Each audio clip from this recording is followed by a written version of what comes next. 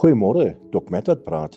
Ek luister na iemand wat 'n ander persoon heeltemal diskrediteer, besig om hierdie persoon uit mekaar te trek en te sê hoe sleg hy is en wens vir hom alles wat lelik is toe en sê vir hom so dat die see hom eintlik nie kan afwas nie. En toe rukkie daarna, toe hulle nou uit mekaar het is, toe besef ek hierdie ou het eintlik nog nie regtig mooi gemaak met nie. Pleks het hy nou net hierdie ou gevat en geseën, die seëninge van die Here op hom uitgespreek, geseën in alles wat hy doen, geseën hom in sy werk, geseën hom in sy huwelik, seën hom in sy gesondheid, seën hom in sy finansies, seën hom daar waar sy hand aanslaan.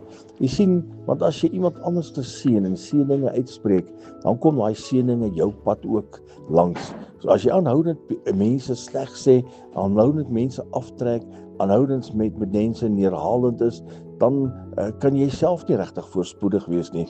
So, as ek jy kan bemoedig, wil ek vir jy sê, seën iemand, stap na iemand toe, sit jou hand op sy skouer, spreek die seën van die Here uit oor hom, spreek die seën van die Here uit oor sy finansies en wat ook al, en jy sal weet wat om te sê, maar dit is belangrik om die seën van die Here uit te spreek oor iemand. Daar's mense wat die seën van die Here nodig het.